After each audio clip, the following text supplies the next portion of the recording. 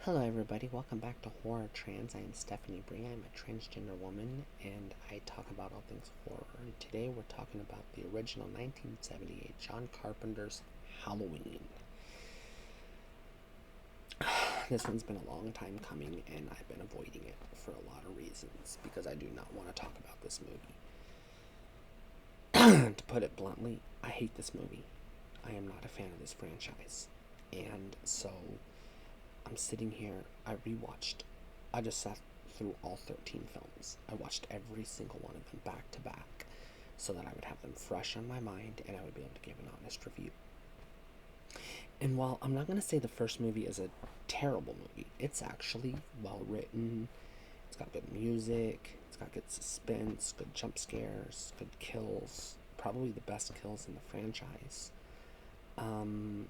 It's got a lot of plot holes, but we're gonna put those aside because this whole franchise is a stinking mess when it comes to plot holes and inconsistencies and retcons and everything else. So we're just gonna look at the first Halloween movie.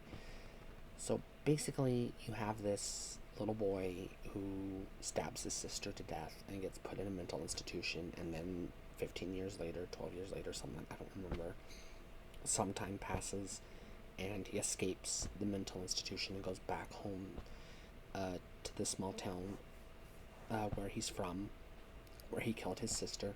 And for some unknown reason, he stalks this girl in town, Laurie Strode, played by Jamie Lee Curtis. And he just spends the first half of the movie, first 2/3 of the movie, just stalking her. Literally just walking around stalking her. This is a 90-minute movie, and aside from the opening shot, which isn't bad, but it's covered up by his mask, aside from the opening shot, it takes 60 minutes before we get to the kills in this movie. This is a 90-minute movie. That is a sin, as far as slashers go. It takes way too long to get to the kills. That's a running theme for this franchise. One of the reasons why I'm so harsh on it. So he ends up going into the house next door or across the street where he kills the babysitter over there, and then there's a young couple having sex, so he kills them, and then Laurie is all confused about what's going on, so she goes across the street, runs into Michael, finds the dead bodies, runs away from Michael, goes back to the house, finds the kids that she's babysitting, herds them upstairs, locks them in a bedroom, hides in the closet. Michael shows up. She defends herself. She fights back. She rips his mask off, and he stabs her. And then his psychiatrist, Dr. Loomis, who's a nut job in these movies, and he's not that important right now.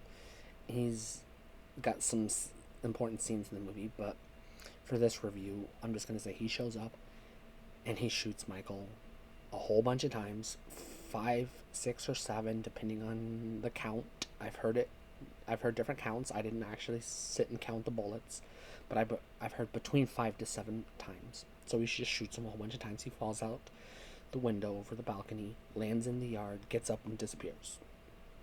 And then they roll credits. So it's not a very satisfying ending. It definitely leaves it open for a sequel, or, as we found out, multiple sequels. So let's go back to Dr. Loomis for a second, because he's actually probably going to get his own video, like horror. I'm going to do a series called Horror Icons. I am going to talk about Michael Myers in a Horror Icons video, but I'm also going to do Dr. Loomis because he deserves his own video. But for the purposes of this movie, he is basically convinced that Michael Myers is just pure evil and he cannot be stopped. And you can't reason with him. So, when I talk about a movie on this channel, I have a 2 rating system. Either it's a rent or a buy. And I'm not going to lie to you, I wrestled with this movie. I wanted to say, stay the fuck away from it, it's garbage, it's overhyped, you've been lied to, don't believe the bullshit, this movie is no good. But then there's also I've seen it multiple times, and so let's give a little quick backstory as to why I don't like it. and then I'll give an honest review. So the very first Halloween movie I ever saw was Curse of Michael Myers, which is not a very good movie. I'll just get that out of the way. The very first one I saw in theaters, which was the very second Halloween movie I ever saw, was Halloween Resurrection. So my introduction into the franchise was tainted by watching the shitty ones first. I had already seen Friday the 13th. I'd already seen Nightmare on Elm Street. I'd already seen Hellraiser. I'd already seen Child's Play. I'd already seen better slasher movies. So even Scream.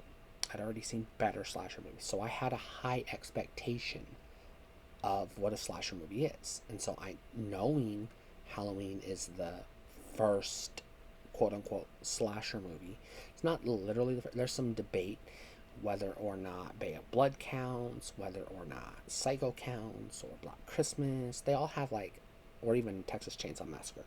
They all have slasher elements, but I classify every single one of those as proto-slashers. In my estimation, Halloween is the first slasher. I've seen all of those other movies, and we'll do videos on them when the time comes. And I'll give my reasons why I consider them proto-slashers instead of true slashers, but that's neither here nor there.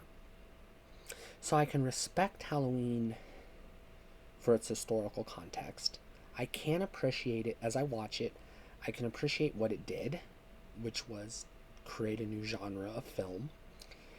And I can respect that it is, I'm not going to say well made, but it's competently made. Good editing, decent story, full of plot holes, but we'll put that aside for a second. Full of plot holes, but it's a decent story. It is pretty scary. It is a little gory, but not too gory. But it's it's at that time when movies weren't really super gory yet. Even Texas Chainsaw Massacre wasn't that gory, so we have to give it a pass in that regards. So when it gets down to it, I, in good conscience, do recommend this as a buy. And the reason for that is, even though I personally dislike it, and I'll get into my reasons why, real quick, but even though I personally dislike it, I respect it for what it did, and I appreciate what it did. And if you are a horror fan, or if you are a slasher fan, you should at least have this one in your collection. We'll get to the sequels as we go, but the first one is still a relatively good, competently made movie. I don't give a star rating or a number rating on this channel, but if I was going to give a rating, I would give it a middle of the road rating. Not bad, not good, not great, just middle of the road. But I am recommending it as a buy. If you are going to collect horror movies, and if you are going to collect slasher movies, then you should probably have this particular one in your collection. And that's where I'm going to end this video. I did say I was going to get into why I don't like it, but I'm going to save that for when I do Michael Myers horror icons, because it's mostly Michael Myers I don't like.